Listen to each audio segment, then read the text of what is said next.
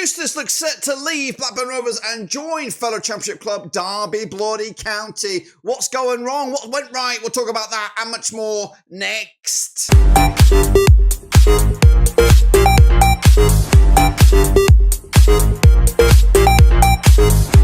That's right, folks, back once again with another video. Today we're talking about John Eustace and his impending departure to Derby County. We'll get to that in a minute. If you knew where you've been, hit the old subscribe. You want to stop shop for Blackburn Rovers, John Eustace, World Football. We're going to all here under Roverseas. I've got the Roverseas mafioso standing by, that's right, to talk all things Rovers related, and we'll get into all of that in just a second. Big shout out to the members, the Patreons, you know who you are. But before all that, let's jump in the deep end with the lads and talk about what's going on with J.E., John Eustace and Derby County. Okay, so breaking news coming out of Ewood Park, or it's about to be breaking news anyway. Blackburn Rovers and John Eustace look set to part ways with the head coach deciding his future lies elsewhere.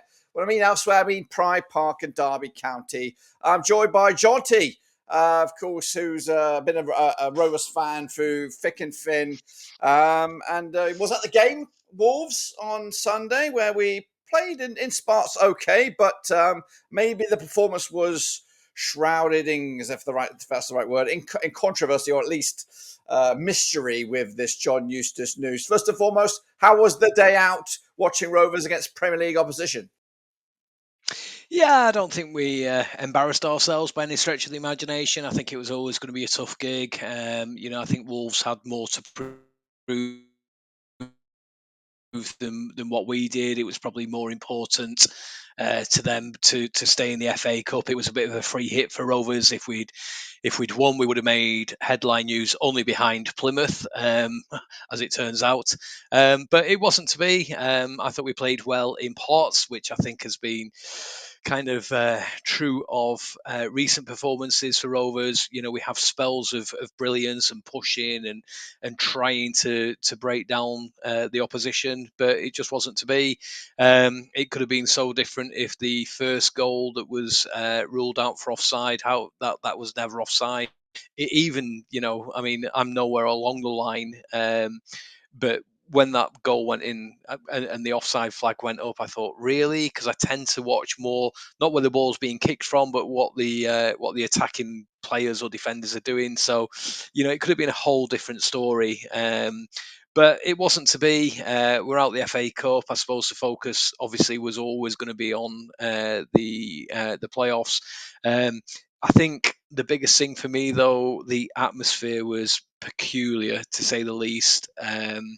Because literally breaking news as we were walking into the ground was that Sky had stopped taking bets on John Eustace going, and that just kind of seemed to be a sort of almost Chinese whispers all the way around the ground sort of thing. And I can't honestly remember a time being at Blackburn Rovers where it was such a peculiar atmosphere. It was almost like being told somebody was on a life support machine, and it was a family member that everybody knew, sort of thing. So, yeah. But the actual game itself, we huffed and we puffed, which has been incumbent of us for the past few weeks. But we never that never materialised. No, it didn't. But joining you there was Denver. You were there, saw you at the start of the vlog. Great stuff. New signings, AK-47 down the wing, Emmanuel Dennis up top. We even got a little bit of Corley Woodrow. How were the new guys at Ewood Park in their debut against, I would say, pretty decent opposition? I think Carbo really definitely impressed. I mean, once he'd come off, we'd lost all that impetus going forward. He was literally the only thing really going down that left-hand side, causing problems into the box. Dennis looks like a promising player. I think, maybe playing in the Premier League. Like I think I mentioned it, where there was one time where he just went over trying to look for a cheap free kick, and you've got to do them sometimes. But in the circumstance of the game, and trying to hold up the ball would have been a lot easier option. So you can see that maybe coming out of him. He maybe not maybe looking for the easy way out in a free kick rather than trying to win the ball. But Alex, how the devil are you? Of course, well, we'll get back to you, Denver, in a second. So, Alex, of course, the result against Wolves didn't go our way. But did you manage to catch glimpses of the game?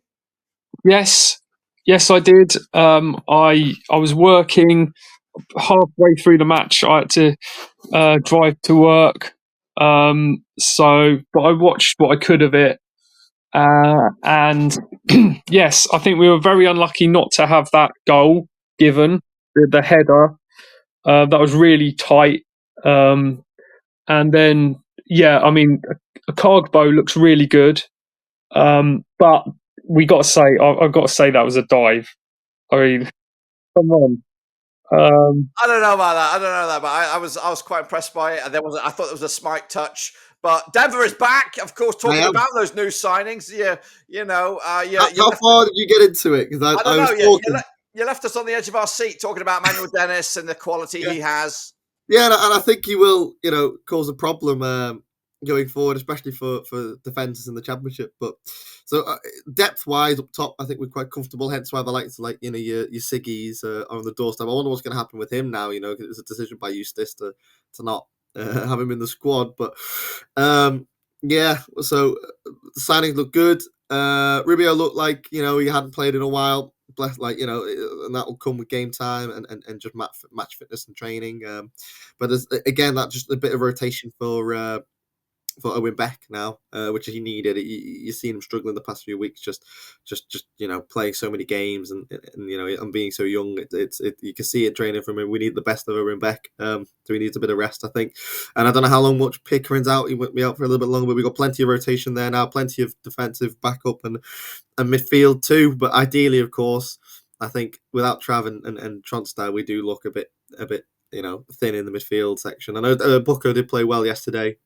They give him man of the match, which I found interesting after, Carbo played really well. But no, quite happy with the signings, so what we've seen, and we'll see what happens with the rest of the season now. It's a bit all in the air at the minute. Yeah, well, let's see if I can get you all in on this. Of course, the elephant in the room is there. It's John Eustace looking like exchanging a playoff push for a relegation battle with Derby County. Of course, a club close to his heart, played for them, family still down there, but it's leaving a funky taste in my mouth and probably a lot of Rovers fans' mouths. The way it's all panned out since some news broke last week. Jonty and I spoke a little bit earlier today. You said you had your own theories about this, and I'm curious to know more. Jonty, give us your thoughts on the old the drama at the moment with JE and his impending departure. Yeah, I mean, for me, there's a bit of an element that should we be worried about what's going on at the club? There's a small element of yes, but these things don't happen overnight. I think for me, I've been around long enough now to know that, even in my own work experiences, it doesn't happen as quickly as what people have believed. This has probably been happening for maybe a couple of weeks now. There's clearly been conversations with Paul Warne or doubts over Paul Warne. The minute the board start thinking about doubts over a certain manager, they're instantly thinking about the replacements. So for me, this has probably been going on at least 7 to 10 days. And then once John Eustace, probably last week, has said, yeah, I'd be interested, definitely interested in speaking with you, and I think it's all been kind of off the record. Then they go and sack Paul Warne, and it's probably almost by then a done deal. So if we accept that Paul Warne officially got potted on the last Friday, then talks have happened way before all of that. I think there's probably three key reasons why John Eustace will be interested in the Derby job. Obviously, money, his own personal wages, and we're all human. If I got offered a job elsewhere that paid me twice as much, then yeah, would I be interested? Yes, of course I would. And obviously the location. That's another key thing as well. He's quite openly talked, especially in the last couple of weeks. He's been away from his family. and that he's missed them and things like that, and it's he hasn't spent that much time with them. So I think there's probably a few things which has influenced his decision. I think there's some really really good scapegoats to have. You can blame the owners, and you can blame our chief exec and things like that, but I don't think it's as bad as what fans make out. I think obviously journalists are there to sell newspapers or subscriptions as it is nowadays. So they're going to make it sound a lot worse than potentially what it is. It might have hit Rovers a bit hard, but my personal opinion is that probably conversations have been happening way before all of this. I think it's happened at a good time, if I'm being honest. If it was going to happen, if Eustace did want out, he's going to blame stuff like the future of the club and the signings. I think if we cast our mind back to the start of the season when we brought in our signature of Todd Cantwell, everyone was happy with that. It showed real intent from the club. And then obviously I don't think January was a bad window. Some half decent names in there. We're going to read a lot of shit, if you don't mind me saying, that goes in between all of that. But my opinion, we brought in players of a decent caliber and of positions that we needed as well. So all in all, we just need to move on now. We've got 45 points. I think that was the sort of threshold from last season. I'd like to see a temporary manager, somebody like maybe Damien Johnson, coming in, just seeing us out to the end of the season. I think the playoffs was always a little bit ambitious for us. Results of late haven't been great. Let's not forget that. I honestly believe that unless we can get somebody of a really really good standard now, like Steve Cooper would be my absolute first choice, and I'd be absolutely buzzing. But whether that would happen, let's stick with Damien Johnson. We're not going to go down. Let's have a sort of a reset in the summer. Let's get a manager that we want and take it on from there. But that's my controversial opinion, Dirk. I know that's not going to be popular with Rovers fans. It's not going to be popular with the masses because they like all the drama and all the Venky's out and things like that. But remember, there's a lot of Burnley fans, unfortunately, that like to come onto our pages and probably stir up a lot of shit. But let's just keep a level head in all of this, and put it back into context. And it can ruin clubs. All this about players leaving early today and all that shite. Well, you know what? If my manager buggers off, I'll probably knock off a little bit earlier that day. Do you know what I mean? If any of my managers listening, I'm only joking. But, who cares? Sack me now. But Yeah. No, that's some good points in there. Denver, on a frustration scale as a fan, where do you sit now with the fact that John Eustace looks set to be leaving for a relegation club, leaving us, in a bit of a limbo land? Where are you thinking right now with all this drama? I think, funnily enough, as my Roverseas name goes, sitting on the fence, it's pretty much that, I'd say, in terms of where Jonty was saying, keep a level head. But naturally, I do feel a bit aggrieved that someone like Eustace, who we have praised on this channel, and the fans as a whole have really, we really appreciated, his time. If he does eventually go, and it's looking more likely, it's not 100% confirmed, but yeah, it still leaves a bit of a bitter, a sour taste in my mouth in the fact that, look, I completely agree. Look, it's closer to home. I get it. If they've been paid more money, I get it. Derby aren't no small feat. I know they went down, and we've been in that position as well in the past. And they're no small club by all means. And he's got relation. He's played for them in the past, and that will if you're put the shoe on the other foot. I know he's maybe not a Derby fan, but you've had an affiliation with the club for God knows how long, and then all of a sudden they want they're going to offer you more money, you're going to be with your family. It makes sense completely. For me, of course, as a Blackburn fan, and wanting the best for our club, leaving in a time that we're in now, we're pushing for playoffs. Maybe, even if the players now, if I'm Blackburn Rovers players now and seeing him leave, it's basically a punch in the face saying, look, I don't think you're going to make it. I don't think you're good enough to compete. And hopefully that might be a drive for our players to go on a miraculous run. And that's all you can hope for in the scenario that we're in at the minute. But back on the as a Blackburn fan looking at it, just a bit like, why now? In my head, I'm thinking, I get it. This opportunity might well come up again, maybe for a while. This chance to go back home and be with his family locally. When's the next time an opportunity like that's going to come? Derby will eventually go and get another manager, and you never know when that opportunity comes again in a scenario. So I get it, but at the same time, you're in a position now where you're like, right, we're not many games left in the season to go. We're in a promising position. Why not go for it? And Derby can potentially, something could happen in the summer, or another club could happen in the summer, or maybe even a step up because of a great job that he's done. There's no loyalty in football these days, and like, honestly, that's fair enough. Managers, if we were on a bad run now, give him another 7 or 8, he loses another 7 or 8, and he gets sacked anyway. So it's like, that's it. That's football, unfortunately. And as much as it's not, it is a bit like, why has he done that? He swapped 6th for 22nd. The other factors behind it are massive. So yeah, a bit. I'm not over the moon that he's gone, but I get it as a my Blackburn hat off. Mr. Haben, what are your thoughts? Of course, Rovers form-wise has been pretty shitty, and maybe this could be. I know people are grumping and groaning and moaning and blame fingers, a point of blame everywhere. But this could actually work out in Rovers' favour. Jonty's looking at maybe Damian Johnson coming in. There's the bookies odds, and we'll see that in a minute. But this could work out in favour for Rovers if we do get this next appointment right. So what are you feeling? What's your current feeling right now as a Rovers fan? You're there looking all blue and white. So what's your heart feeling at this moment? I'm feeling Let down? Are you upset? Are you angry?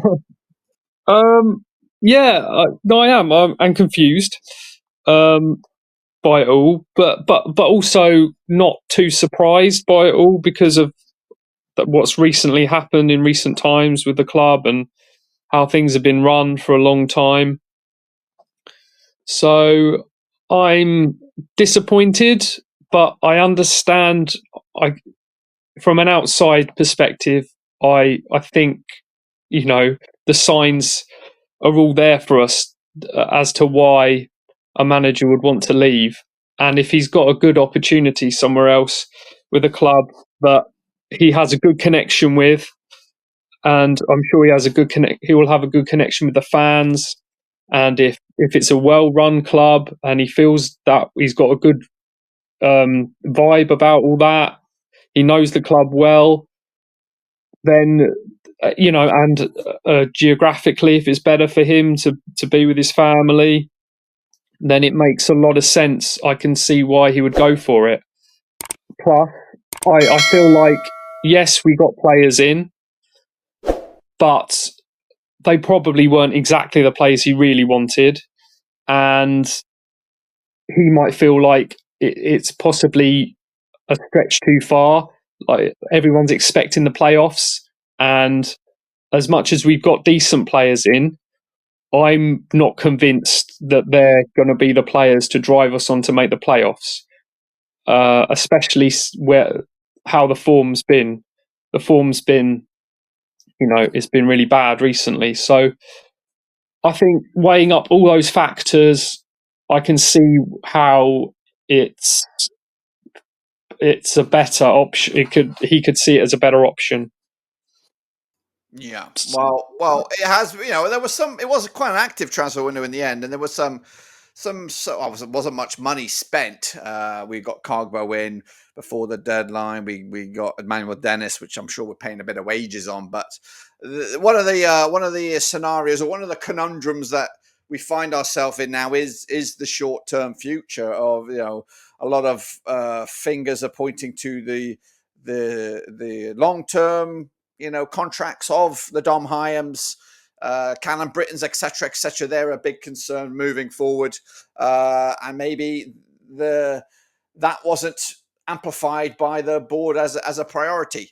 Jonty, what's your thoughts on the state of play? We're now going to be looking for a manager. The contracts have, under Greg Broughton, that was a thing that seemed to be ticking over. We seem to have got a few guys signed up for longer deals, and that seems to have gone all quiet.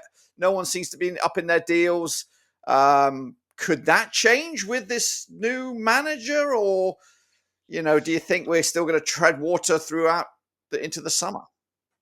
Well, yeah, I think there's no two ways about it. Whatever I've said about Eustace, he has done a fantastic job with Rovers. He kept us up, and that was kind of almost mission impossible for me. The way that JDT left the club, as you know, I've quite made it publicly open. I was not his biggest fan, shall we say, but I actually called out, sort of back in March, April time. I was quietly happy with Eustace. I thought he would do a decent job for us, and he did. He kept us up just by the skin of our teeth, and then obviously he's probably taken Rovers to far greater expectations than what any of us had at the start of this season. Obviously, 6 at this moment in time feels, like we've swum the channel, haven't we? Really, because he was never. Well, the recent results as well would suggest that we should be further down that league table, but we are where we are. The league table doesn't lie. Okay, we've played a game more than some of our closest people, but. In terms of contracts and players, and forgive me because I actually forgot before. I said for 3 reasons Eustace would go, and I said that it'd be down to money, closer to home, but also the affiliation with Derby. I think that's another big thing because Eustace was always a guy that talks about the togetherness and the club and things like that, and I think he's done a brilliant job at Rovers in pulling that all back together. Yeah, I mean the downside of just getting a temporary manager in doesn't help all the people that are out of contract at the end of the season, and the big job that somebody would have. Obviously, getting a manager in of a certain caliber or a certain quality that can hopefully get us over the line and get us into the playoffs. I think that'll be a successful season, regardless of what happens in the playoffs. But yeah, for me, the concern at this moment in time will be who's out of contract, because I've said it before, I'll say it again. I honestly believe, unless I'm just deluded, I think that squad of players that we've currently got now, especially looking at the new signings, if they're rusty, then I'm really excited about what they could potentially bring to Rovers. But that squad for me is capable of getting us into the playoffs, and comfortably doing well in the playoffs, just under the right leadership and under the right management, playing aces in places.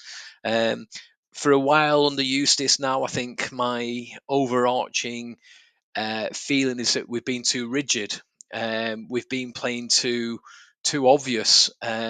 It's almost like we get a bit of a counter attack, but instead of going for it where a few players might be out of position, it might be a little bit risky. We've not. We've stopped. We've put our foot on the ball. We've played it sideways. We've played it backwards. We've almost let the opposition get back into position and say, right, guys, are you ready? Because we're going to come at you now. And then, as we all know, it's either led to something that's gone relatively close, or it's just fizzled into nothing. So for me, it needs to be a bit of a slightly more ambitious manager in terms of, we've not been beat heavily this season. I suppose our worst defeat was, correct me if I'm wrong, but probably Coventry away 3-0, something like that. That was back in early October maybe. But yeah, just some of our best football this season that I remember is when some of our players went forward that had absolutely no right to go forward. So I'm thinking of the guy that's still sliding towards the Blackburn end now when our defender, I can't remember who we were playing, but it was Hayden Carter that was running down the right wing, completely out of position, which is brilliant for my love of football, just seeing that. And it might have even been Derby actually, and Yeah, yeah, and he was still sliding. He's still sliding now, and Aiden Gardner just turned him inside out. But I think that's the thing that's missing for me is that sort of creativity. When we talk about creativity, we're not putting all our eggs in one basket and relying on people like Todd Campbell to take on 3 or 4 players and then cross it into a Mactar Gatehead into the back of the net. We're talking about sort of, if a central defender's on the ball and he's doing a bit of a dribble, just carry on, mate. Don't worry about getting back in position. Where what we're seeing now is that they're not. They're putting the foot on the ball, they're stopping, they're thinking, shit, I shouldn't be this far up the pitch. I better play it sideways or backwards. Yeah. Does that answer your question, Dirk? I feel It like I've does. got off on a tangent, but It's fine. It's fine. The are you answer's in sure? there. Yeah, the answer's in there. Now, what about you, Denver? Of course, this move for John Eustace will, of course, lead to somebody coming in. Mm. From the playing point of view, who's going to be licking their lips the most, thinking, hang on a minute, we've been playing, like Jonty said, a rigid system, 2 defensive pivots or whatever they call it, opportunity knocks for a bog standard midfielder like John Buckley, who might get another crack of the whip, or they might change it up and only have the one. Maybe they'll just keep Travis. There's a lot of questions that could come with a new manager who will have their own style of play. Might be a back 3. Who knows? So, if from a quick review of the squad, who do you think has got the most to win, and who maybe has got the most to lose with a new manager? I mean, I think straight away we should mention Lewis Travis and the fact that how much he was ostracised under JDT, and Eustace has brought him back, and now he's one of the first names on the team sheet. So as much as thinking who's gonna be worried and we just won't know really until we know who's coming into the building and what style of play they want to play and the people that the bodies that he wants in the squad. Again, the signings that we've made is a bit of a shame if Eustace does go because ultimately, as much as maybe they're not his first, second choice, we have catered to his needs and his playing style to the likes of your Shin Hashis and your Miktar Gaze are thinking, what happens if this next manager wants to completely shuffle the pack again, recycle the squad again. So it's trying to find a manager now that feels right for the squad that we have, and will cater to the strengths of the squad, which is going to be now the major issue. I mentioned Siggy before, and I don't know what's the plan now with Siggy. Of course, that we're trying to still offload him, but you never know. The next manager might come in and say, no, I want this player in. I might be injured, but I want to have him for the future. So you just never, now that the cat's at the bag, you never know what's going to happen now. And that's the bit as a fan base that Blackburn fans are worried about, because we don't know what's going to happen. It could be a Eustace or a Tony Mowbray and turn out really good, or it could be an Owen Coyle, and you just don't know what's going to happen, and that's the scary part, and that's the issue that Rovers fans have at the minute. I hope that we play some exciting football. Again, Eustace had that balance, I think, from your JDT, who was very much trying to dominate and just squeeze defences, and then we run on the counter attack, and then of course Eustace came in and did 5 at the back, and we're going to defend first and foremost, we're going to defend, and then the later stuff came on the counter attack, and then trying to build through and play some all right football, and what I would as a coach myself to say the right style, the right way of playing, really being able to adapt to the opposition, but again, now we've no idea what's going to happen. Again, if you get a Russell Martin, you pretty much know what you're going to get, and it is play out from the back, all means necessary, depending who you're playing against, which I'm not a massive fan on, because you've got to. I think to some degree you've got to be able to adapt to who you're playing against. But yeah, again, I'm sure. Again, like I said before, players when we do play Derby, hopefully are going to feel a bit of a bitter taste in their mouths, and they'll want to try and beat the Derby Eustace side, thinking that, right, I think we're good enough, and then we're not going to go into the players that you think you can leave us now. And then hopefully that will drive them on to being better. That's the hope. But we've just got to wait and see, and who comes in will determine what plays fit and what style of football we want to play. And players might be pushed out. Players that we might have just signed, you might never see again. The likes of Todd Cantwell might be, we don't want a player like that in our team. And that's it. That's the way of the business. So we've just got to wait and see. Yeah, that's right. And Alex, what about the current crop of players? Cantwell has been a bit off of late, I thought anyway. Do you reckon they, like Jonty said at the start here, that the news, or at least the prospect of this, might have made its way through to the team earlier than expected, or do you think that's had a bearing in the performances of late, or do you think, as it's been panned out today in the social media, etc., that players were caught off guard and felt a little disgruntled?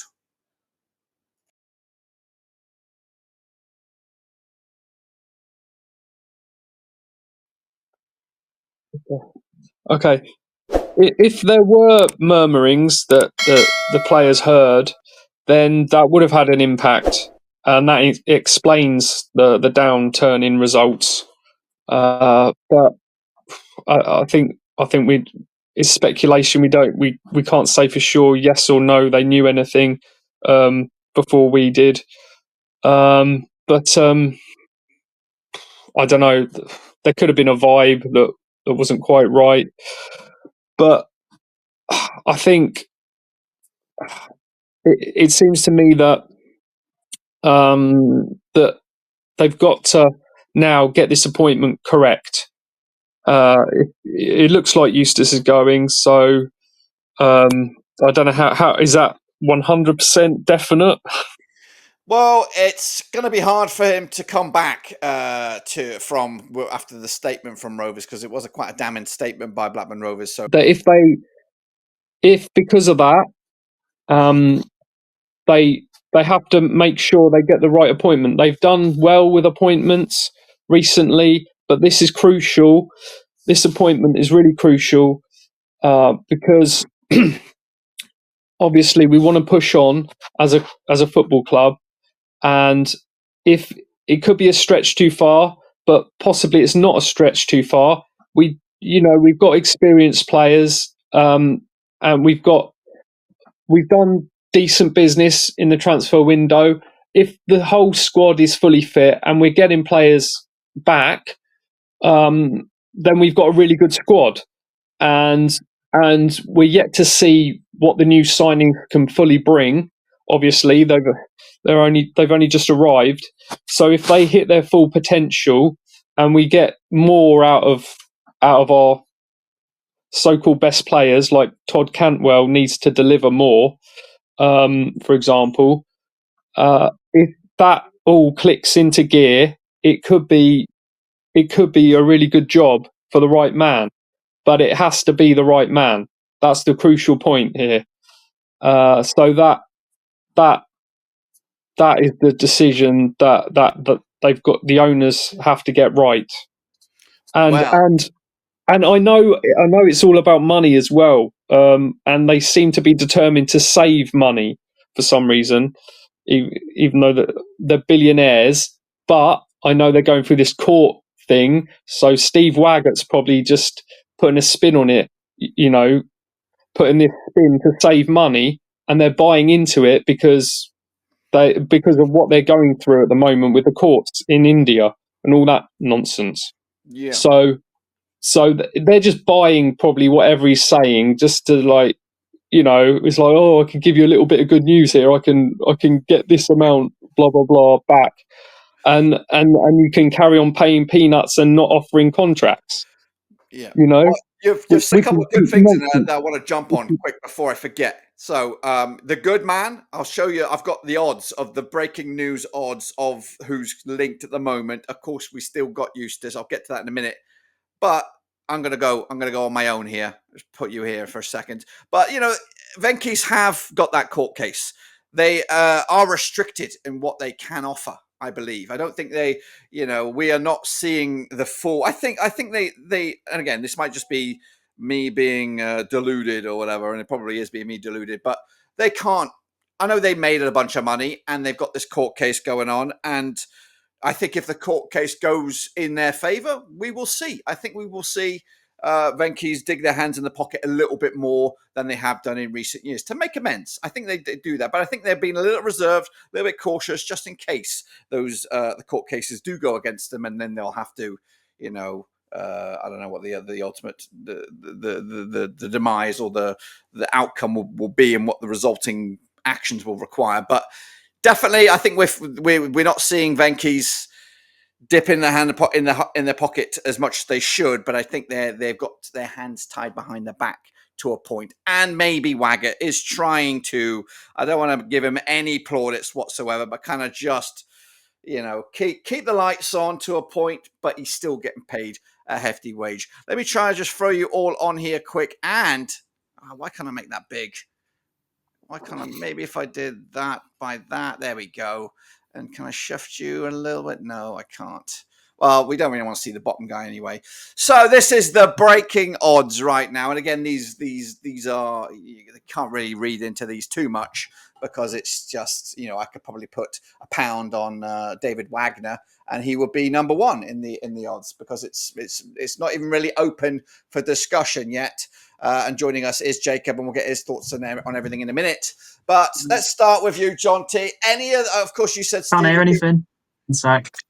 You can't hear anything. That's bloody No, your fault. it's gone Bloody now. his fault. So, of course, you said Stevie Cooper. Of course, in all honesty, Stevie Cooper, I think, is the right answer. Let's not say who do you want, but out of that, who do you not want? Wayne Rooney. Well, He's not there on this one. On this yeah. show. I think I've seen him on the bottom of a list somewhere. He is, but we're not looking at that one. He's not happening. Not happening. Yeah, just to confirm my thoughts, I would give both my bollocks for Steve Cooper. Yes, he would be an amazing manager. I'm sure he'd do so well, especially with the current squad. I don't think he'd need any transfer windows. I think he'd just get the best out of every single person there. So he would be my number one. Rob Edwards, not for me, I'm afraid. There's a good chance he could come, shoestring budgets and all of that good stuff. I'm sorry, Denver. For Denver, me, I would want Denver above the majority of those names there. And Denver, one day maybe. Make me your assistant, mate. Make me your assistant. But no, there's not one name really in there that excites me apart from Steve Cooper. I would probably go for Steven Gerrard above any other name in there if I'm being deadly honest. It's come as a bit of a shock to Rovers fans. I'll be honest with you. I thought everything was just bubbling along. I still didn't think we'd make the playoffs with Eustace. I thought we might finish 7th or 8th, but that as your first full season in charge is great progress. So this has come as a bit of a shock. I'll be honest with you. Anyway, I'll let somebody else answer. Yeah, Steve Cooper. Final answer. I'll put a lot of money on if he came into us. It does make sense why Derby, of course, have come in for Eustace, because you look at the options that they also had on top of that, and it's not a great showing. And for us, even more so, because, again, as much as we're saying, definitely Steve Cooper would be the best option on there. I think I even said Russell Martin before would be just not. I know people will like Russell Martin, but I think it'd be a suicidal move that Rovers. Yeah. Just the style of football is not what the squad are capable of playing, and you see the likes of Swansea when he was there, just stuck there, and it might be good for a team who are like your Man Cities. I know they're not doing very well now, but a philosophy where you've got the best players in the league, or Southampton in the Championship, for example, and it works. It's just not what we need right now at Blackburn Rovers, especially. But the issue with Steve Cooper, of course, is the whole Lewis O'Brien scenario when we were trying to sign him, and the comments were made afterwards that how poor we managed that, and to try and get Steve Cooper after those comments is gonna be interesting, to say the least. I think I mentioned that to John T when we were outside Ewood, just because, of course, he was interested to. Ultimately, at those options, I think Steve Cooper's the only one who could maybe keep us on that playoff push. The rest, I mean, Rob Edwards had a good start and did all right with Luton last year in the Premier League, but what's happened since? You're not confident, and he's probably wanted a bit of a break after that tough scenario, that circus, and coming to Blackburn, probably not what he wants himself either. Rob Page, not great with Wales. I know he came off the back, of course, Ryan Giggs' stints, and then it went all sour. I know that quite well, of course. I've got loads of friends who are Wales fans, and they've been calling his head for God knows how long. So I don't think that is. Gary O'Neill, I can't see up. It's not a great showing of players. We're probably going to have to try and buy out a clause from another manager in the league, maybe Daniel Farke, or someone like that, and then he'll come down. We'll see. But yeah. I think there was that possibility a couple seasons ago, I think, when he was out of work. But Alex, what about old school Robbie Savage in there. He's currently managing, I think, his own club, Macclesfield, right now. We don't do Yeah. that, do we? I that would be a big jump. That'd be a big leap of faith. But I wouldn't be. I don't. I think that'd be. I think it'd be too much. Robbie Savage, and I could see that going pear shaped. Yeah. But I'd have him as an assistant to someone else possibly, but I don't see him being the main man. I don't think he's ready for it. He's got to prove himself higher up the football pyramid a little bit first. Does any of those names on there excite you? Out of the top 8 there. I can't see the list. I can't read it. Well, I'll tell you. But Let me tell you. For those visually impaired, just like you, we'll go from bottom of the pile here. Robbie Savage, he's 6-1. Early door outsider here. Russell Martin, 5-1. David Wagner from his Norwich days got them promoted. Or was it? No, no, tell a lie. He got Huddersfield promoted. Yeah. Huddersfield promoted, and then he did shit at Norwich. Then Gary O'Neill did an okay, balancing the books at Wolves, but I'm not a fan of that one. Rob Page, former Welsh coach. Stevie, what Page, really? He was a Welsh international man. But then there's Stevie Gerrard, who did all right there at Rangers, and then he did shit at Aston Villa, and then he did shit in Saudi Arabia. So he would be there. And Stevie Cooper's 2-1. Rod Bedwards, former vegan coach. Huh? Stephen Gerrard must be fed up of money by now, so he might as well take it. Well, he got fired out there. But Rob Edwards at the top of the pile, ex-vegan. He managed the Vegans, Forest Green Rovers. Then he went to Watford? Luton or Watford first? Watford first, right? Yeah, Watford first. And then he went to Luton, got them promoted, got relegated, nearly get them relegated again. So, I think Rob Edwards would be possibly a decent shout, or Page, or but if it was me, I'd go for the guy, what's his name, Page. Yeah, thankfully you're not making the decisions there. That was me. I would go for the former Wales manager. Well, no. I'd rather go with the French-speaking guy. Valérien Ismaël is one of my outside likes because of he could speak with Mac Gay a little bit more in depth. Who else? The other guy, the Augustus. What happened to Ismaël? I can't remember. He did wonders at Barnsley. He did shit at West Brom. Yeah. He also did shit at Watford. So he'll know Callum Britton well, Collie Woodrow well. He did well with those guys and got them all. I can tell you who I definitely would not go for Russell Martin. Well, we agreed on that one. Well, I don't know. I think there was of course, not the greatest rapport between the Rovers social media team and Russell Martin. I know they had a little 2-2 back in the day. But again, some of these guys, their stock is taking a bit of a battering. Martin is one of them. His stock is taking a bit of a battering. Stevie Gerrard as well. I think his style, as Denver was saying, I think his style would not suit us.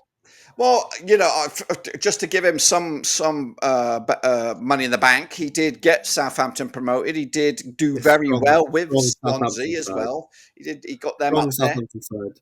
Like you look at them, and then you're trying to play the same style in the Premier League, and he was adamant. He was adamant to play the play, and that's it for me. That's the issue with Russell Martin. Again, so you're in the Swansea side, which was average for a championship side. He wasn't able to push the ceiling because of his his tactical style of play. Gets the Southampton job, fair enough, because it worked for what the quality they had in the squad in the championship, and then it was not being able to adapt when they moved up again. That's the issue. Look, Russell Martin be a great manager. He was managing Manchester City, where he had the best finances and everything, and the style of play works for the quality you've got. But if you want to bring him into a Blackburn Rovers side that, let's be honest, doesn't really have that quality against your Leeds United. When we played Leeds, we were defensively structured, we were in and we sat and we got a good draw at their play. If Russell Martin's in that dugout, we're not doing that, we're getting battered. So that's it for Russell Martin and me on the subject of Russell Martin. I just don't think you have to be able to adapt to the championship, and I don't think he will be able to, and what we have as a club personnel wise. So Okay, well that's it then. That's put a nail in that coffin. Take a break, breathe the lot of you guys. I want to have a quick chat with Jacob because he's been a busy boy. Where are you, Jacob? What are your thoughts about the developing news with John Eustace now looks set to become a Derby County coach? What's your initial take on it? You know, if you read a lot of the smear campaign by the Rovers statement that's been out there, giving all this and that, give us what your thoughts are. When I heard the initial links, I couldn't kind of believe it, to be fair, and was quite confident. Oh no, he won't do that, surely. And yeah, just kind of can't believe it that it's happened, and it looks like it's going through, doesn't it? It's a real shame, and I'm absolutely gutted. He's given me my best moment as a Rovers fan last game of last season away at Leicester, and it's a shame that we're not even going to get a full season with him at the helm. But it just seems like it's deja vu with what happened with JDT. You look at Paul Lambert, you look at the way things ended with Mowbray. They wouldn't even tell him if they were going to renew his contract after everything he did for the club. And yeah, it just leaves us in a really awkward position now where if any manager who takes themselves seriously, are they really going to come here knowing what they're going to kind of have to put up with, I suppose? And it's not an outlier at this point, and he's lasted. Is it even a year at this point? He's been in the job, just over, maybe. So, yeah. So yeah, and I mean it's a sad indictment on the club that Eustace would rather leave and go join a club in a relegation fight because he probably knows even if he were to get relegated, he'd probably get backed more financially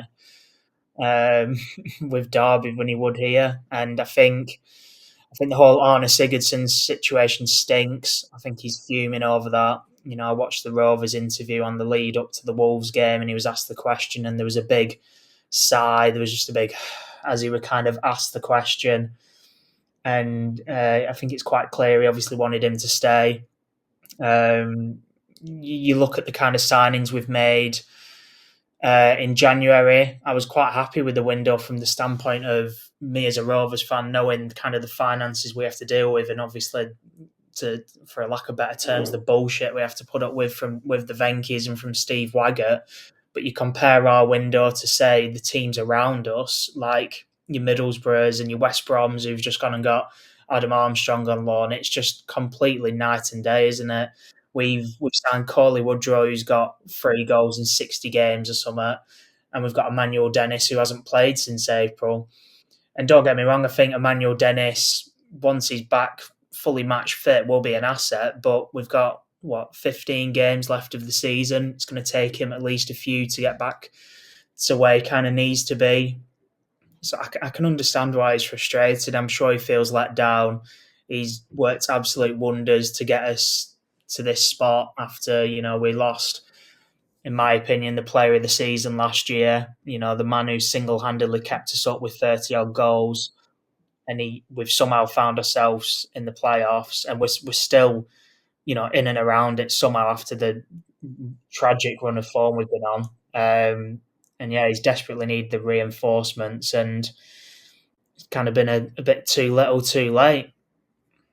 That is what I brought on the screen here, if I can shake that big. That is the form. Let's get us all in on this one. The last 11 games, we just won twice. We got 8 points. We are in there, level on points with Plymouth, form-wise. So, yes, the John Eustace leaving is not great, but it is relegation form when we look at it. So it might turn out to be a blessing in disguise.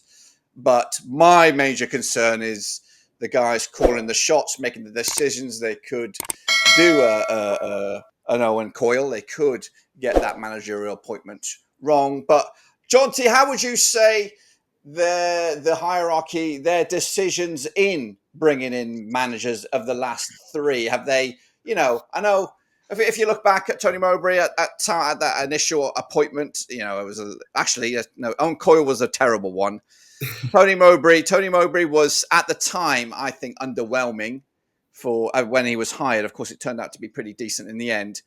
Then John Dahl Thomason came in. He had a good first season, and then this appointment of John Eustace. So when they were hired, the initial first response, they all seemed to, excuse me, deliver a positive performance. What is your belief of their recent recruitment jobs? I personally think that John Dahl Thomason had a really good, successful first season on the back of all the good work that John Eustace had done. He then tried to implement his style on and his stamp on Blackburn Rovers, and he tried to create this type and style of football, this identity of football, which just these young kids that were coming through, because he played a lot of youth. Just they weren't used to it, and you basically, it's the old adage of nature versus nurture. They're trying to nurture them into something which they'd not been used to or been brought up on, and that's a lot for a young footballer to take on board. So for me, JDT wasn't.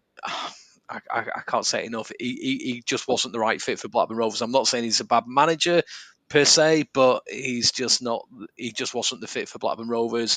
The style of football he was trying to play was Premier League football, playing out from the back with with players that can't do that.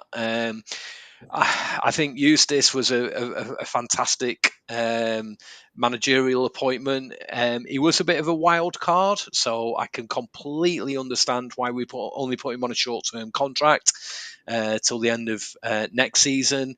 And I can also understand why we gave him a £750,000 payout clause as well, because that for me is good business, because a lot of money is lost in a lot of football clubs, as you'll see in the Premier League, that by getting rid of the manager early, and because Eustace was a bit of a wild card, he'd kind of proved himself at Birmingham, but only over a few matches. He'd managed to get a team into the playoffs, which, as we all know now how it unfolded, was actually probably the worst decision Birmingham Football Club will ever make in their lives, by Birmingham City releasing him. But for us, I honestly believe he was a bit of a wild card. He was one that excited me. But I mean, it's there on the screen, isn't it? The bubble seems to have burst a little bit. It was a bit of a broken record at times with this togetherness. I'm speaking like it's past tense, like he's already gone, and I might have to eat my words if he stays. But I went to QPR, and it was a pretty poor performance, to be fair. QPR are no mugs, obviously, but we were completely outplayed in a lot of the positions all across the field. So there's an element that thinks we've only got ourselves to blame sometimes with the players that we sign and the managers that we get, is because the crowds just aren't coming back to Ewood. We've proved time and time again that we do have potentially a fan base of about 25,000 if everybody rocks up. Now, I appreciate that people live from way outside the area, but our true hardcore fans, there's probably only about 7,000 or 8,000. That's a harsh reality. It pains me to say that, but the people, if we, when we went down into League One, 7,000, 8,000 season tickets. It's a working class town, isn't it? Sort of thing. We need. For me, it's about putting a lot of eggs in one basket, getting the right manager in, and this is why somebody like Steve Cooper could get people back to Ewood Park and get us competing in the right places, and getting the financial fair play, the FFP, in the right position for us to sign decent players and not just become that selling club. I think, unfortunately, John, too, we're never going to get back to those numbers until the Venkies go. And even then, I question if the Venkies were to go tomorrow, we'd probably see we'd see a boost in numbers for the next game, definitely. But whilst we're in the Championship, I think there's so many people who just aren't interested.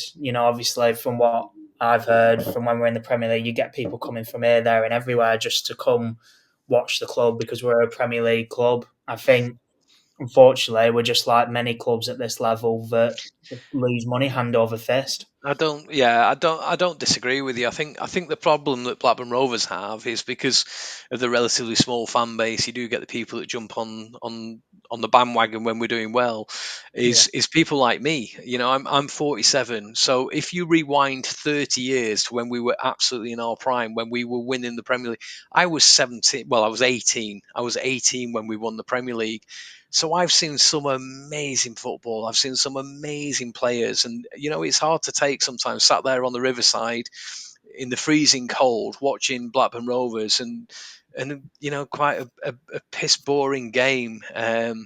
It's been, and I respect fans that are sort of 16, 17, 18, 19, 20 years old now, because they've never seen the good times at Rovers. At least, if I die tomorrow, and this is what makes me laugh about the Burnley result and things like that, is it must be more heartbreaking for you guys on the call, on this podcast, than it is for me, because Burnley fans are going wild. It's on the Facebook cover pages of that knobhead waving the Burnley shirt round on the corner flag and things like that. Where I just laugh at stuff like that, because I know tomorrow, if I die tomorrow, I'm going to take to my grave that I've seen by far the absolute ultimate thing in football, where I've seen my team win the Premier League. I've seen us get relegated. I've seen us get promoted. I've seen us win the Worthington Cup. I've had all those glory days. Do you know what I mean? So, yeah, it's a tough watch at the minute. It's tough to see a club that you've invested so much time, money, effort into, being treated like this. I think Venky's sometimes are used as a scapegoat just to stay away from some glory hunters. And I'm going to get a load of shit from this in the comments, and so be it. But that's it for me. I know personal friends of a similar age group to me that stopped going. And they blame the Venkies, but I don't think that's the case. I think they've stopped going because we're not in the Premier League, because they're not seeing the household names playing football, for wearing the famous blue and white shirt. Like I just said, there definitely wouldn't be 25,000 on if the Venkies were to leave tomorrow consistently. We just wouldn't be. So I think you've spot on there, Jonty. Yeah, okay, maybe slightly ambitious, but. Well, I was going to say, what about Derby's point of view? They're inheriting a manager here. They are in the bottom three. It's not a guarantee that he's going to actually save them from the drop.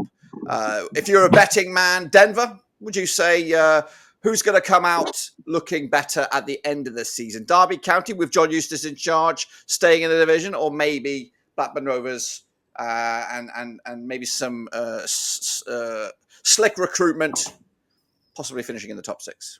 I mean, let's get this string. It sounds like we're going to go bust at the minute, but we are sixth in the league. We are.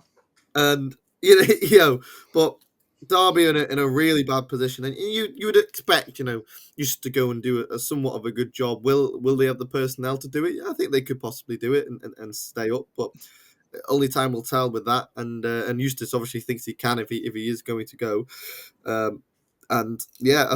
We'll see what happens there. But in terms of Blackburn Rovers, I think we've got enough of a squad. I know here to do enough of to challenge for the rest of the season.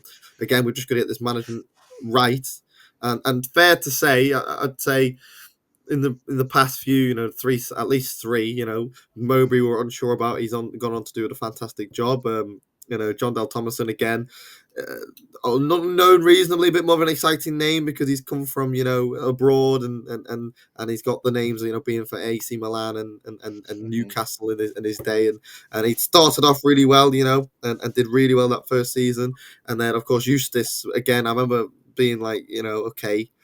Maybe even unsure for the start of this season, and been pleasantly surprised throughout the season. And look, I'm sure they're not idiots at this point. They're going to try and appoint someone as best as they can to fit the system that we're playing. The players, of course, not too much change to really try and challenge for the playoffs. And look, it's going to be a tough job, and it might not work. But I'm not like there's only so much worrying you can really do. Look, I trust to a degree the who's there to get the right management in, again, if it works or not, you're looking at those options there. We're going, oh, even Steve Cooper with and R in. So whoever they bring in, I'm sure they'll have done their research as much as they can do in the short period of time, of course, since the talks have been on with Derby and what is the rest of how long we're going to have with no manager.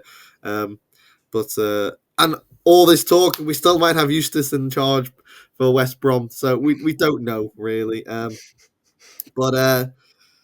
Yeah. We've got to wait and see. I can see Eustace doing really good with Derby and keeping them up, but hopefully we get a manager who keeps us in that top six. Just out of curiosity, on this podcast, if Eustace does go to Derby, hands up if you want Derby to go down. Oh yeah, for sure. I know people who are Derby fans, and there's someone who I coach at the club that I work at. She'll be coming training tomorrow, and that's going to be an interesting conversation because we talked about Derby and Blackburn. She went to go and watch the game when I was in America at the time, and she came to Blackburn and watched it. And every time we talk about Blackburn, she'll rinse us how little fans we have. But this is going to be an interesting topic, to say the least. But yeah, as much as I have no issue with that. I went a few back. I think it was the last game before COVID, and they couldn't high five, and we got battered 3-0. No. And I don't know how Brereton Diaz still didn't score that chance, but I was there for that game, and I have no issue with Derby even after that. But now there's a real the cheek of them to come after our manager, and looks like they've actually got him. So especially when they're saying like they're a bigger club and all this kind of nonsense, which but fans will say that, I know, but I'd like them to get a little bit of taste of their own, you wanted this, there, you now deal with it. I saw a poll that a championship page put out. So obviously there's a lot of neutrals voting and who's the bigger club. And I think it was like 60-odd% Derby and 30-odd% Rovers, which just boggles the mind. But I suppose it's what your parameters of a bigger club is. If it's, we've got bigger attendances because our population is double, triple yours, then fair enough, whatever. In terms of Eustace, I wouldn't want to see him relegated. Like I've just said, he gave me my best moment as a Rovers fan. And if we'd have gone down last season, it would have been catastrophic. And he really did save a sinking ship. We were only going one way under John Dahl. And obviously grinded out some results at Leicester and Leeds, which we'll never forget. Save Sammy Smodics for that. Well, obviously Sammy Smodics has just as much to do with it as John Eustace does, but obviously the defensive displays we put in going to those grounds, John Eustace deserves a lot of credit for that. But I almost just can't kind of blame him in a way. You can tell he's been let down this January. I think he expected a lot more considering where he's got these group of players. The amount of contracts that are up in summer and none of them have been sorted, it's just not a good look. And I reckon he's probably gone to the board. He's got less than a year and a half left. I imagine they didn't put him on a huge wage when he joined because 8,000 a week. I read or heard somewhere £8,000 a week he was on. So in comparison to other managers in the league, is that pretty low? I'm guessing.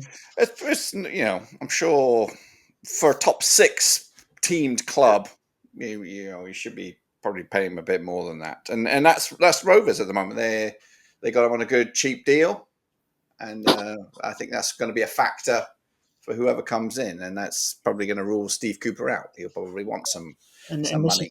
I can understand why he's probably gone to the board and said, "Look, I've got a year and a half left.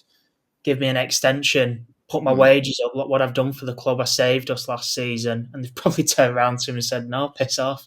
So I can't blame him, you know what I mean? And obviously, everyone's got a price and he's going to be closer to his family and all that. So don't get me wrong, I'm gutted that he's leaving. And I'm also kind of, I can understand why people are fuming when he goes on about togetherness and all this. And yet he's the one who's leaving. It does come across really hypocritical. But I also can't blame him at the same time. Yeah. And a small matter over Tony Mowbray Derby on Wednesday. John T, let's go round and run through the. Actually, Alex Haben, you kick us off. What's going to happen in that game? Who do you expect to be in the dugout? And what do you think the final score is going to be? Adam Armstrong and Mowbray linking up. It's likely to be Damien Johnson taking charge of Rovers, I would have thought. Yeah, I'm a bit scared about the Mowbray Armstrong reunion and wanting to prove a point or 3 points. Yeah, I feel like that's going to be really tough. I think that Armstrong could be the missing piece of the jigsaw puzzle for West Bromwich Albion from watching them recently. So yeah, they've got a good team and a good squad, so it's a bit scary. But who knows? I mean, if Damien Johnson can get the best out of our players, then I think we can give them a good game. I think we got the capability to if they all play to their best. That's the thing, and they can do that. So Damien Johnson's got to inspire them. Hopefully, he can get the best out of them. I don't see why not. And yeah, as I say, if they play to their full potential, then I think we could get something out of the game. I think we potentially we're good enough not to lose the game. I'll put it that way. Okay. And we could win it. It's why not? It's the championship, baby. Anything can happen in the championship. Denver, you of the similar mindset. You think we can get something out of the game? Potential mini new manager bounce in Damien Johnson. If my memory serves me correctly, Damien Johnson had Rovers winning against Stoke in his half, and then Eustace come down later on when we were shit in the bed a little bit. Is that right? Yeah, I would still give that. I would still give that to Johnson. Yeah, I still give that. That's his win. Yeah. We hadn't really played Eustace at that point, have we? So, what are you thinking, Denver? I'm thinking. Again, it's a championship. I can see players, getting the backs up a little bit after the whole scenario, wanted to prove a point. But unfortunately, it's a West Brom side who's rejuvenated. They've made really good signings, just like the rest of the top six, other than us. Meaningful signings. But ours were definitely third, fourth choice picks. Signings, as much as they're really good, and I really liked some of the signings. And Carbo was it was one that we were signing, then we were looking elsewhere, and then we kind of revisited. In my head, I'm expecting right, Jacob. I was expecting I'm expecting a West Brom win, if I'm going to be brutally honest, especially with all the turmoil at the minute at the club. But again, we've got a squad good enough to go and win that game, or even at least draw. We'll go and have a defensive display, and we've got personnel coming back, and we've got strength coming back into the squad, and Lewis Travis's, and we've got plenty of rotation now with Ohashi coming close back, and then we've got Dennis, and we've got Gay, and we've got Carbo, and we've got plenty of players to definitely get something out of this game. But a West Brom side who are now, of course, they've had Mowbray in for a few weeks now. Well, they've got Adam Armstrong in who will want to prove a point, and you know how good he is at this level. Only pipped by Sammy Schmodix last season. But look, it's going to be a tough game regardless. I can see a win. I can see us drawing. I can see us losing. If I was a betting man, like you said before, which I'm not, by the way, I would say a West Brom win just because of the turmoil. But I could easily see a universe where the boys are up for it because they're trying to prove a point. All the cameras and everyone's the eyes are going to be watching them, seeing what Blackburn Rovers going to do here, and hopefully we can get something from it because we definitely need it, especially to get it's a 6 point keeping us away from that seventh spot because they're thereabouts, and just to get a breathing room between us and them would be great. And Johnny, you said that this could be an opportunity for Damien Johnson to stake a claim to keep it to the end of the season. A win would probably boost that opportunity. Is it one of the scenarios where it's win to stay in, or do you think even if a defeat would still leave him in the conversation to manage Rovers to the end of the season? I don't think I could give any form of sensible answer to this one, Dirk. To be fair, it's it's all ifs and buts. I mean, the reality is John Eustace might still be in the dugout. Highly, highly unlikely. It would be a weird scenario if that is the case. I think if Eustace still is in the dugout, I'd take a draw now. If it's fresh blood in there and the players think, you know what, fair enough, Eustace, you've moved on. Let us show you what you're missing out on. Then they might go for it. They might play with a bit more freedom. I spoke earlier about the sort of rigidness that we played under Eustace and the cautiousness, shall we say. So no, if these players can be let off the leash, then yeah, there's absolutely no reason why we can't win. Let's remember a couple of weeks ago, Plymouth beat West Brom in Mowbray's second game. So it's anything's possible. Denver mentioned it there. It's a championship, and this is the beauty of the championship. If this was a Premier League game, nailed on, you'd say West Brom, just keep the scoreline down, lads. But this is the championship, so who knows? But let me put a prediction out there. I'm going to say if Eustace isn't there, Rovers are going to win 2-1. Wow. Nice. This is Write so that going down. to come back. To be fair, you got Bite me the on my Wolves arse. one, right? You got This the is Wolves gonna. one, right? I did. To Yeah. be fair, I did say that it'll be Rovers 0, Wolves 2. So I got that one right. I'm not going to West Brom. Unfortunately, I've got a meeting in Leeds that doesn't finish till 5:00. But I'm with a Scouser and he talks a lot, so it's going to end up probably about a 7:00 finish. So I can't go to that game. Which also puts another dimension on it, is that Rovers will win because I'm not there. Exactly.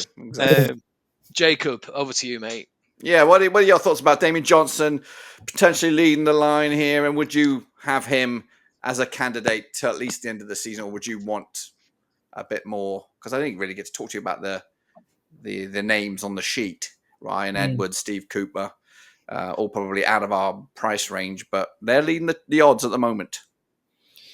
I think even if Eustace hasn't officially left and joined Derby, I wouldn't want him in the dugout. I mean, he's obviously, his head's been turned, and to me, the writing's on the wall. I just don't see any kind of world at this point where Rovers put that statement out and he somehow ends up staying. So regardless, I think Damien Johnson has to be in the dugout. Would I want him till the end of the season? I don't know. It's a bit of an unknown entity, I suppose. I think I'd rather have someone if I had to make a choice. I'd rather have someone who's kind of been there and done that. But if he comes in and just kind of lifts the lads, and we get in the time he has between the next couple games, whilst I'm obviously looking for a manager, gets the results, then why shouldn't they kind of have it, I suppose. But if I was to kind of make a choice on who I would take, I think obviously Cooper would be a brilliant one, but as you just said, I expect he'd be out of our price range. I'd definitely take Rob Edwards. I think Denver's spot on in regards to Russell Martin. I think we tried that under John Dahl in terms of that type of football, and it just doesn't work with us. We need someone who's a bit more gung ho, can set a team up defensively, but plays on the counter and whatnot, and attacking football. Not this possession crap which we saw under John Dahl. So I saw Robbie Savage on there as well. That's a bit of a weird one, isn't it? Couldn't see that. Comedy one. You want to say? That'd be the comedy choice. Robbie Savage. Well, I It's mean, going to keep our spirit. It'll cheer us up. Just a quick mention on the statement in Apart it. from the vote. I do think it's a reasonably poor statement from Rovers to put that out, considering it's not done and dust. It's like it is very damning, and if let's say in a world where Eustace doesn't go, and maybe the demands of Derby aren't what it is a bit, a bit of a sour patch. I think this is why the statement is the way it is, though. I think it's gone. almost as good as David. He's gone. You know what I mean? Gone. And Yeah, and that's He's why gone. they put that statement out. Yeah, I think it'd be naive to think anything else. When Rovers put that statement out, he's probably gone. So, there's no damage done in terms of, if he's staying, if he, it's just the wonderful soap opera that is, football, not Blackburn Rovers football. So no, they wouldn't put that out if, everything that's happening behind the scenes, it was probably done about 2-3 o'clock this afternoon. Do you know what I mean? It's like anything that goes in the media when, God forbid, when there's been a horrible disaster and they're coming out with stuff. The reality is the reality's already happened, but now it's just leaking out to us. So I think it's probably safe to say that John Eustace is out the door. We're now looking for a new manager. I guess the biggest shock for us is that we are looking for a new manager.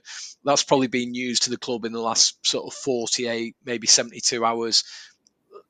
Just for Jacob's benefit, this has probably been bubbling along for a couple of weeks, which might explain some of the previous performances at QPR, at Bristol City, and things like that. Derby have probably been on the verge of getting rid of Paul Warne. They've probably, done a WhatsApp to John Eustace. John Eustace has shown a little bit of interest, and the rest, as he says, is history. The rest is just all of that. So yeah, it's depressing. It's sad. I think you're absolutely right. Everything that we've discussed on this, it just doesn't leave Rovers in a really good reflection, and any potential manager that could come in to what should be a really exciting club in the 30th anniversary of the Premier League and winning the title and stuff like that. It's just not. It's not a good sign. But it is what it is. But let we me need be to stay positive. Well, I was going to say, let me be your yin to your yang. Yes, it's miserable, but we're in the 6th spot. New manager bounce. Could be anybody. It might be the spark that we need to remain in that top 6 discussion. I am just concerned about the hiring process, who they'll go with, because we know they're cheap. But if they get it right, it could be a masterstroke. We could remain in the top 6. We've got a full squad. It's not fully fit yet, but once fully fit, I think they can beat anybody. I'm not saying a regular, but they can beat anybody on any given day. And well, just think about it. In maybe 3 weeks' time, Yuki's fit. Emmanuel Dennis, you got Collywood Row. You got exciting. A lot more options than what we had about a month ago. So I think the future is a little bit foggy, but it's also a little bit interesting. And I can't wait to watch this podcast back in May. Do you know what I mean? I think it's going to be a really interesting one. And I Not stand tomorrow, back in May. 10 years we won the league again. And I stand by. Me and Johnny talked earlier. I know it's a nasty one. No one likes this, but keep an eye on Nathan Jones, the real Nathan Jones, Luton Town, ex Nathan Jones. You know what? He knows how to win games. Dark and dirty arts. I wouldn't say no. I'm not saying he's my number one choice, but he's cheap. He knows how to work on a budget. He can get us a result. And down and dirty. And on that one note, we'll end it right there. We might as well have Robbie Savage. No, not having Robbie Savage. There you have it, folks. There you bloody have it. John Eustace on the brink of joining Derby County in the Championship, exchanging, of course, a playoff push for a relegation fight. It's back to square one for Blackburn Rovers. We heard the thoughts and the wisdom of our Blackburn Roverseas mafioso. Of course, we'll keep a finger on the pulse on this breaking news as and when we get it. But until then, guys, keep on supporting Blackburn Rovers. Keep supporting Blackburn Roverseas right here on the channel. Until then, I'll see you soon for On the Other Side.